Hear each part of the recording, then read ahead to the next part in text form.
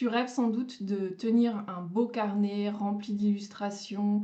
Tu as certainement, un tiroir quelque part dans ta maison rempli de carnets et pourtant hésites à te lancer ou tu te demandes si ça vaut le coup de passer tout ce temps à créer, finalement des choses assez futiles.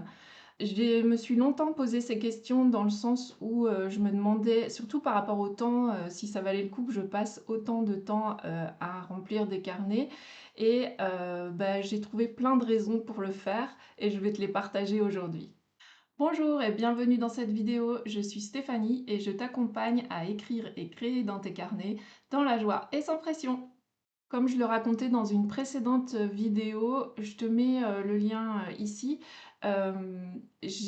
Moi, mon parcours avec les carnets date seulement de il y a une dizaine d'années. Le fait de créer dans des carnets, de créer plein de sortes de carnets, ça date d'il y a 10 ans, puisque avant, 10 ans auparavant encore, j'ai commencé vraiment mon parcours créatif avec le scrapbooking. J'ai commencé en 2005, donc voilà, ça fait 20 ans. Et donc, c'était ma façon de m'exprimer et c'était aussi mon passe-temps, mon loisir créatif, c'était le scrapbooking. Et j'ai aimé vraiment ces années à découvrir toutes les techniques et à, à me faire plaisir et aussi certaines marques et le magazine Histoire de Page m'ont fait confiance, donc j'ai pu vraiment euh, euh, explorer plein de choses créatives et avoir de la reconnaissance aussi pour ce loisir créatif. Donc ça m'a, voilà, ça booste aussi hein, d'être reconnu. Mais au bout d'un moment, en fait, j'ai eu envie d'autre chose parce que c'est aussi comme ça que mon esprit fonctionne et j'aime bien changer, varier les plaisirs. Et aussi, je me suis trouvée un peu, comment dire, engoncée dans le scrapbooking dans le sens où ça demande beaucoup de matériel. J'avais envie de quelque chose de beaucoup plus léger et c'est comme ça que progressivement je me suis tournée vers plus d'écriture, même pratiquement uniquement l'écriture et vers des choses plus légères comme des carnets, juste un peu de collage, enfin voilà, au niveau des techniques utilisées. Donc depuis 10 ans j'explore ça mais le fond de l'histoire est quand même le même, c'est quand même une façon pour moi de m'exprimer et aussi de raconter ce qui m'arrive puisque c'est quand même un de mes moteurs, le récit de vie. Alors régulièrement, je me pose la question de est-ce que tout le temps que je passe dans mes carnets vaut le coup en fait. C'est parce que je me dis, ben, quand on tricote, à la fin on a un objet qu'on peut utiliser. Il y a un peu d'inutilité dans le fait de créer des carnets et quand on a été élevé dans une société dans laquelle il faut vraiment produire et des choses qui sont utiles, ça peut parfois poser problème. En tout cas, moi je me disais, est-ce que ça sert à quelque chose? Enfin, parfois j'ai des cas de conscience comme ça. Et donc, au fur et à mesure de mon introspection et de mes questionnements, j'en suis quand même arrivée au fait que j'ai des bonnes raisons de le faire et que même si j'y passe beaucoup de temps et un petit peu d'argent, moi je suis pas très dans le consumérisme dans ma façon de créer, mais il y a quand même un peu, soyons honnêtes, quelques dépenses, ça vaut la peine et ça me fait du bien. Alors une de mes motivations principales et une des choses qui font que je continue, c'est bien sûr de garder la mémoire de la famille et la mémoire de ma vie aussi. Donc le récit de vie, ça c'est vraiment, ça a été mon moteur depuis toujours. Je pense que le fait que j'ai eu un modèle, à savoir mon père, j'en ai aussi déjà parlé, qui remplit des cahiers de l'histoire de vie de la famille, ça a fait que pour moi, c'est quelque chose qui a beaucoup de valeur. Donc, et c'est aussi quelque chose que j'aime faire. Donc, raconter des petites anecdotes du quotidien, raconter l'histoire de quelqu'un, l'histoire de la famille, bref. Donc, pour moi, ça, c'est vraiment la raison numéro un, la raison principale d'avoir un souvenir de ce qui s'est passé dans ma vie, de ce qui s'est passé dans la vie de ma famille, de mes proches. Et c'est aussi la chose qui est la plus évidente pour moi dans le sens où faire du récit de vie, écrire le récit de vie, écrire des choses autobiographiques, c'est quelque chose qui me vient naturellement. Je sais que parmi mes clientes, il y a certaines personnes qui sont gênées de raconter leur vie parce qu'elles ont l'impression que c'est insignifiant et que ça n'a pas de valeur littéraire. Et bien sûr que ça n'en a pas forcément, mais c'est pas l'objectif en fait. Je pense que déjà à partir du moment où c'est sa vie, ça a de la valeur, au moins pour soi. Donc c'est bien de lui donner un écrin. Et puis c'est pas en fait. On n'est pas dans de l'écriture littéraire là, c'est vraiment autre chose. C'est une écriture juste pour garder la mémoire de faits et ça n'a pas besoin d'être dans un style mirobolant. Et j'aime cette idée que mes carnets sont comme des boîtes à trésors de mon quotidien et qu'ils me renvoient dans beaucoup de souvenirs. C'est vraiment de la nostalgie heureuse, comme on dit. Et quand je prends un carnet, même s'il n'est pas fini, même s'il est incomplet, qu'il y a des périodes où j'ai pas écrit, ça n'a rien d'exhaustif. Il y a vraiment une émotion légère qui se dégage et ça me ramène à c'est un double souvenir en fait. C'est le souvenir de ce qui est raconté dedans et c'est aussi le souvenir du moment où je l'ai créé, le carnet. Donc c'est vraiment très riche. Et ça m'amène en fait à la deuxième raison pour laquelle je tiens des carnets et j'écris dans des carnets, c'est de conserver, alors pas uniquement les choses positives, mais quand même beaucoup de choses positives. Notre cerveau, notre mémoire fonctionne de telle façon qu'il retient surtout les choses négatives parce que c'est une façon de se protéger en fait. Mais c'est vrai que moi quand je raconte, alors je raconte aussi les choses négatives, les accidents de la vie, etc. Mais c'est quand même dégagé de toutes les sensations. J'essaye de ne pas en rajouter en fait sur le côté dramatique de ce que j'ai pu ressentir. Et puis, je raconte beaucoup les souvenirs heureux, notamment quand je fais des gratitudes. Bah, les gratitudes, on retient quand même surtout le positif et parfois des positifs, des petits positifs, des choses vraiment comme un petit moment. Hier, j'ai passé un petit moment sur un banc avec ma dernière petite fille et elle était dans sa poussette et je faisais des bulles et elle était émerveillée par les bulles. Bah voilà, si je raconte ça dans un carnet, ça va prendre beaucoup d'ampleur. Alors qu'en fait, c'est un moment qui a duré 5 minutes, mais c'est un moment cher à mon cœur et le fait que je le raconte, ça lui donne l'ampleur en fait qu'il mérite. Alors que sur ma journée, je vais plutôt raconter que mon voisin dans le train sentait pas bon, des choses comme ça. Je vais pas le raconter justement, mais je vais plutôt me souvenir de ça à la fin de la journée parce que j'étais fatiguée, etc. Donc la raison numéro 2, c'est de vraiment graver en fait les moments doux, les moments positifs pour au final avoir un regard sur son passé sans forcément le transformer, mais où les choses agréables prennent vraiment la place qu'elles ont eue.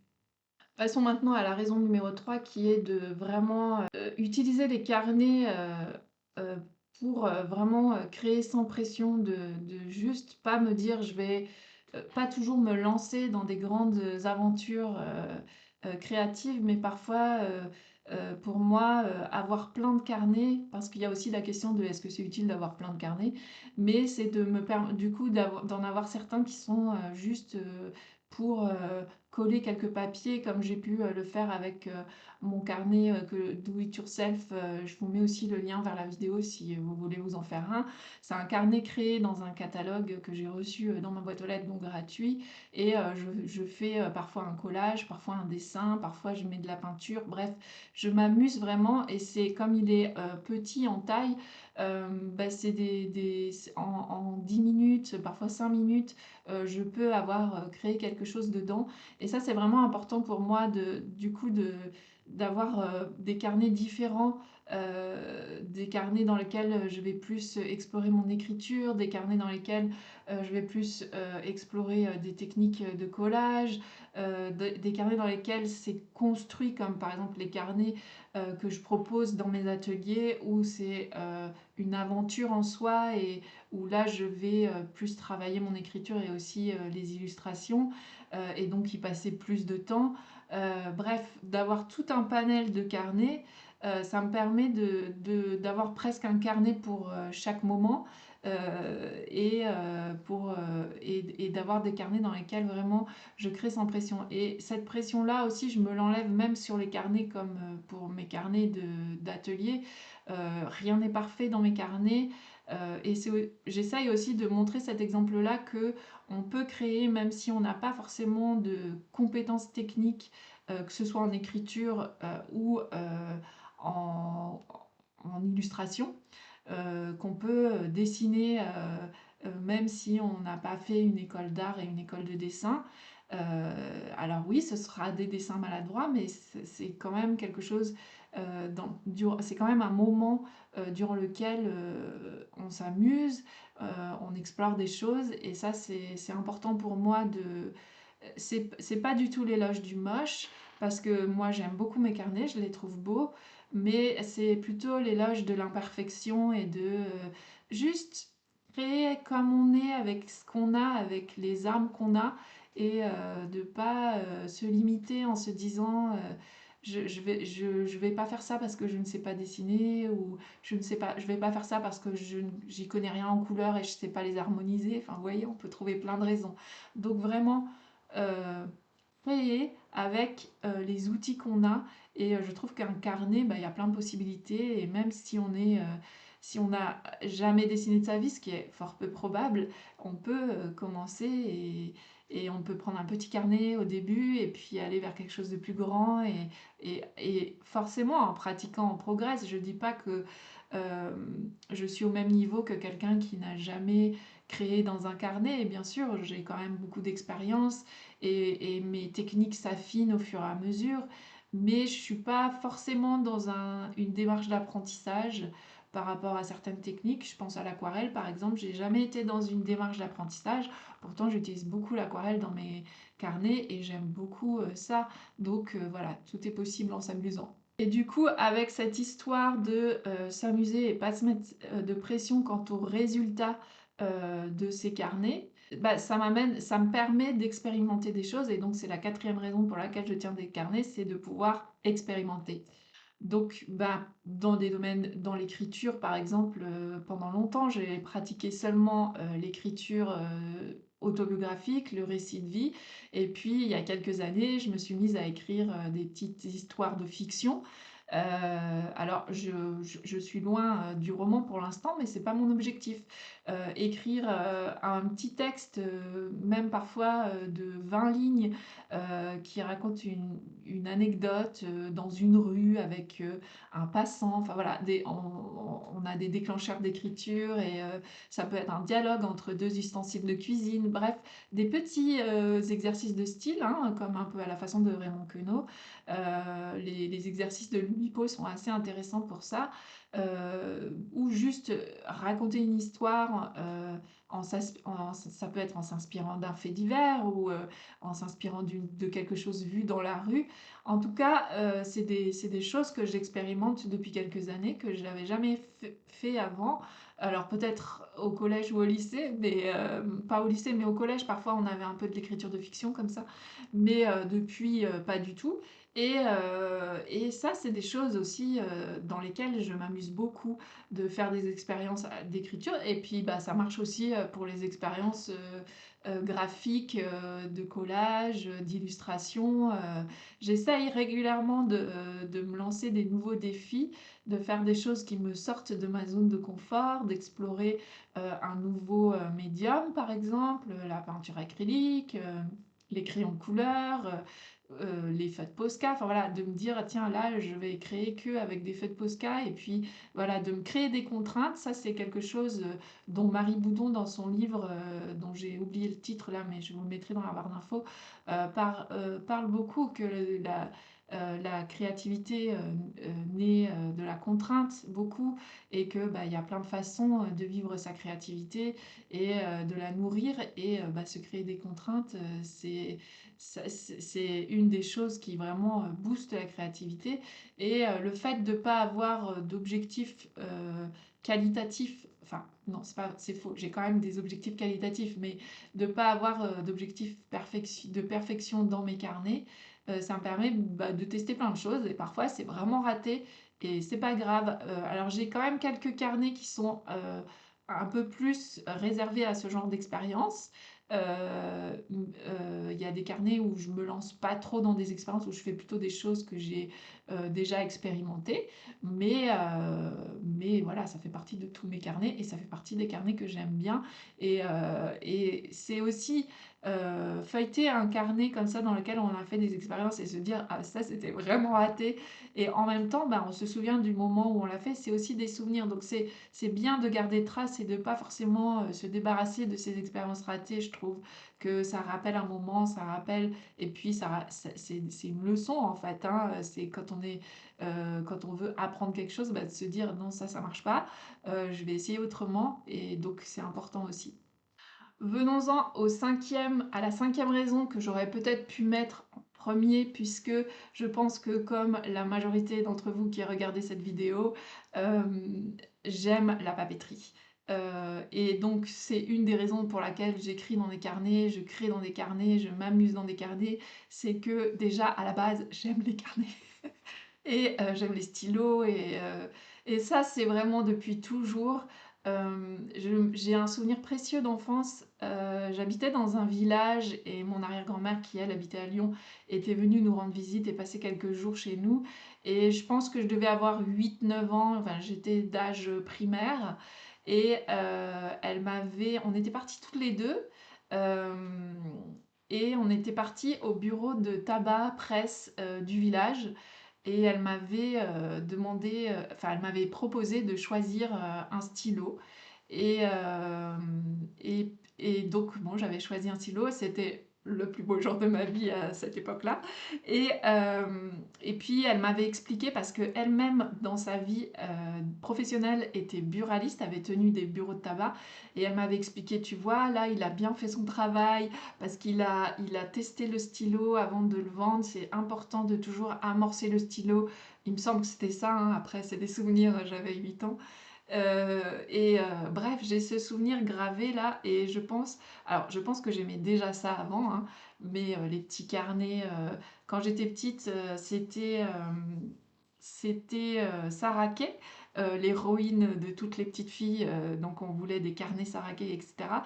Moi je n'avais pas il me semble que j'avais eu l'album, pour coller les stickers, l'album Panini Sarah Kay. Mais je crois pas que j'avais eu d'autres éléments de papeterie, mais déjà l'album, c'était déjà beaucoup. J'ai donc cet amour de la papeterie depuis, l'enfance et bah, ça m'a toujours suivie. Alors je suis quand même, malgré cet amour, assez raisonnable dans le sens où comme j'ai maintenant, une idée très, très précise de ce que je veux faire avec mes carnets, j'achète rarement un carnet, même si je vais toujours voir le rayon carnet dans un magasin. Je craque rarement parce que je vois tout de suite ce qui va pas dans le carnet, ce qui va pas aller en fait. Je vois tout de suite le défaut d'un carnet. Alors le défaut pour moi, hein, mais par exemple, j'ai une écriture très serrée, donc si c'est un carnet ligné, que les lignes sont trop écartées, déjà c'est non. Vous voyez, j'ai des critères très très précis et la beauté du carnet me fera rarement, craquer si le papier à l'intérieur me convient pas, par exemple, ou si, je sens que c'est vraiment du papier, de pas bonne qualité. Il faut vraiment que le carnet soit très très peu cher et me plaise vraiment pour que je craque. Ça m'arrive de craquer à Noz parce qu'ils ont parfois de la papeterie japonaise, et donc pour 2 € on peut avoir des beaux carnets, mais c'est vraiment rare sinon. Par contre, on m'en offre beaucoup et je suis vraiment ravie qu'on m'offre et je vais toujours voir le rayon carnet. Hier, je suis passée à Monoprix, je suis allée voir, où ils en étaient au niveau de la papeterie. Il y avait des très belles choses, mais je n'ai pas craqué.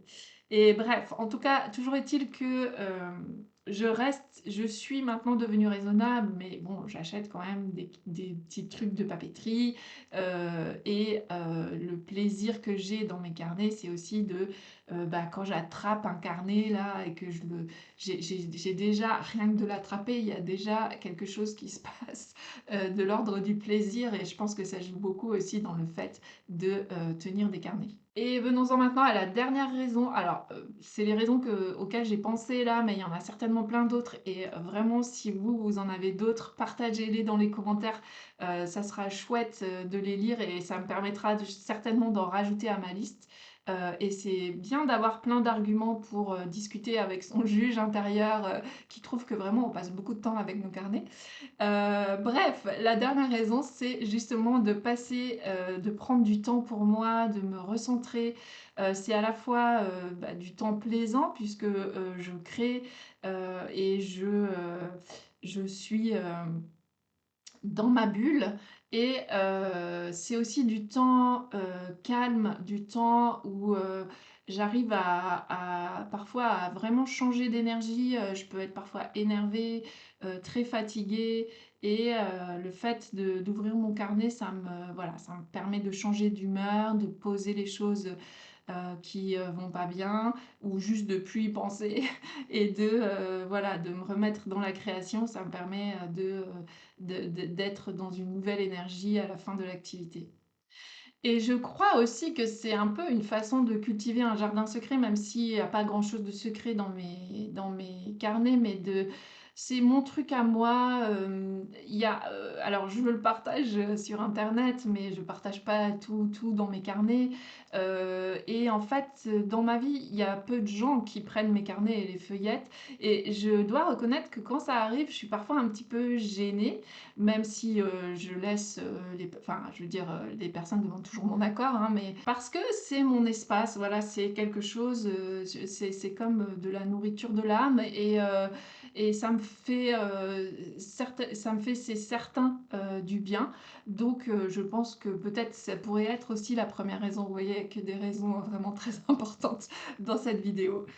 Cette vidéo touche désormais à sa fin. En résumé, je pourrais dire que pour moi, tenir des carnets, c'est, heu, ancrer, les souvenirs, que ce soit des souvenirs familiaux, des souvenirs, de ma vie, des souvenirs de mes émotions aussi. C'est, créer sans pression, en se faisant plaisir, en explorant aussi des nouveaux territoires, en nourrissant ma créativité avec des petits défis, des tests, des expériences. C'est, pouvoir, toucher des carnets et vibrer avec de la belle papeterie et des beaux, stylos et en même temps, c'est prendre un temps pour moi, et avoir un jardin secret, qui est pas forcément secret parce que je le montre sur internet, mais qui voilà, qui m'appartient et qui, est en fait une représentation un peu de qui je suis. J'espère que cette vidéo t'a donné l'envie de rouvrir un carnet, de sortir un stylo, quelques scotch de masquage, un sticker et de créer une nouvelle page ou simplement de prendre un magazine, de déchirer quelques morceaux et de les assembler pour un collage minute. Je te souhaite de pouvoir créer autant que tu le souhaites, sans te mettre la pression, sans chercher, la perfection, mais simplement en te disant que, tu laisses une trace de ce qui a été ta journée, de ce qu'ont été tes émotions ou simplement de, ce que tu avais envie de faire au moment où tu l'as fait. Je te remercie d'avoir suivi cette vidéo jusqu'ici. Si tu n'es pas encore abonné, vite fais-le pour ne pas louper, les prochaines vidéos. Je te souhaite de très beaux moments créatifs et je te dis à la semaine prochaine. Salut!